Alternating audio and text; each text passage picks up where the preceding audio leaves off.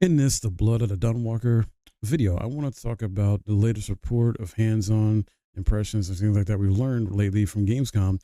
This information in particular is coming from IGN and how it talks about Blood of the Dawnwalker offers two very different RPG playstyles, which is very interesting, but honestly makes sense because the main character himself is a Dawnwalker, and during the daytime, he's human and can do certain things within his moveset and other stuff as well too.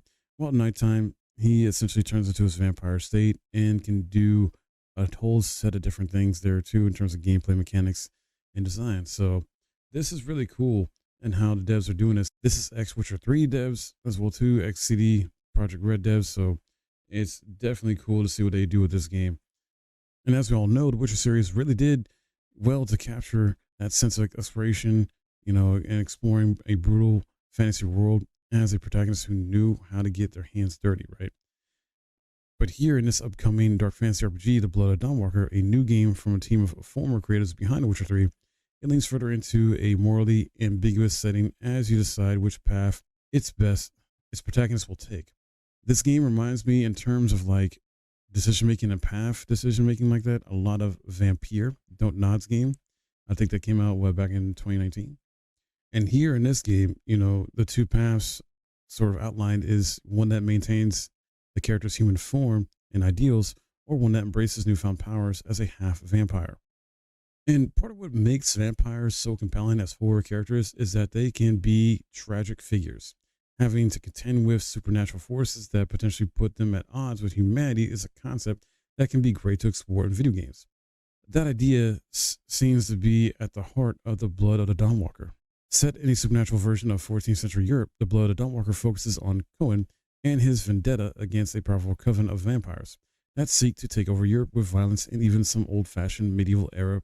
After Cohen has a violent encounter with the vampire leader following the abduction of his family, the protagonist develops a special strain of vampirism that transforms him into a half vampire that can navigate the increasingly blurry line between human and supernatural. In regards to this aspect of the game or concept, think Blade Daywalker, because that's all I really get from this in terms of vibes. Is this we're essentially playing Blade from Marvel, just in a sort of like Witcher-esque type of setting, dark fantasy and all that stuff. So in the preview here from IGN, they talk about how their preview focused on a quest called A Monk and a Saint, which saw Cohen travel to the settlement of Tavatal to uncover a hidden tomb and the town's more nefarious side. The quest featured a round of combat sequences against some of foes capable of withstanding Cohen's abilities in both his human and vampire forms. It initially seemed standard fare for an RPG quest, but where Dawnwalker differs is in how the quest can change depending on the time of day and which form you take on to complete as well. The narrative hook carrying players forward is a month-long time limit, giving Cohen only a limited period to rescue his family. You can largely advance the day that you're choosing, and Dawnwalker doesn't necessarily pressure you to make some time-specific choices. That said, your approach to progression will very much influence the course of events in Cohen's journey, especially with which side of Cohen is taking the lead. Time is essentially a resource that you spend with each passing quest and activity, and depending on what you do and when you do it. When playing as a vampire in Blood of Dawnwalker, Dawnwalker shifts to a stealth action playstyle where the protagonist must avoid detection from guards and civilians.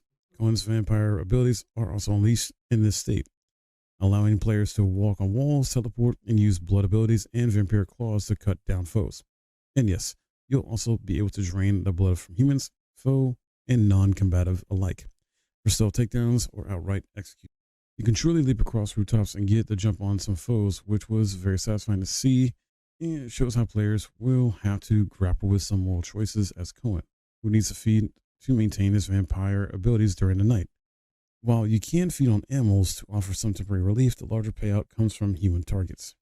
The vampire form looks to present a more direct and action-heavy approach to engaging with the quest. However, Cohen's human form presents an interesting contrast by focusing more on investigation and tactical methods. Because Cohen can blend in with others in his human form, there are far more opportunities to engage with the different characters and uncover pathways for success without the need for bloodshed.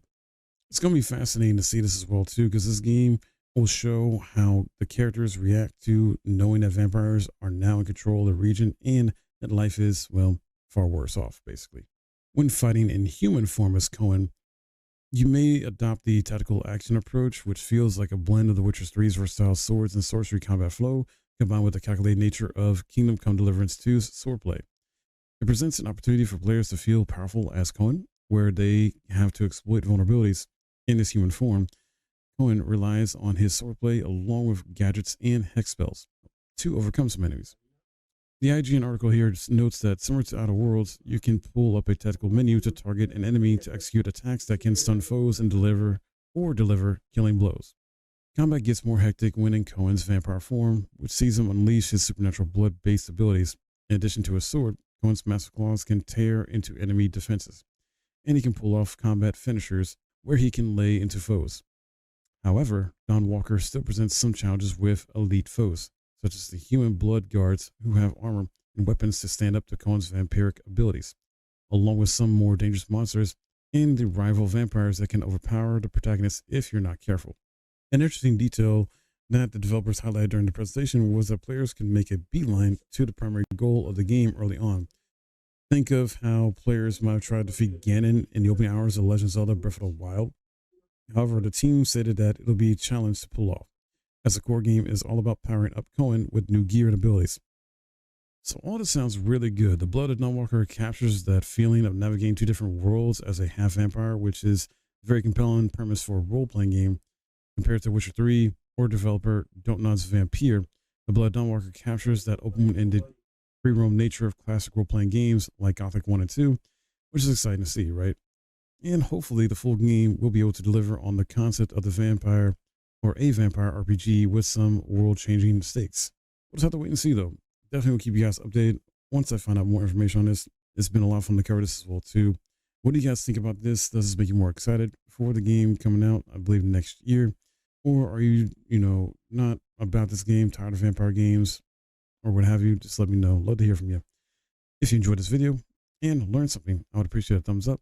Subscribe if you're new, and I'll see you guys in the next video.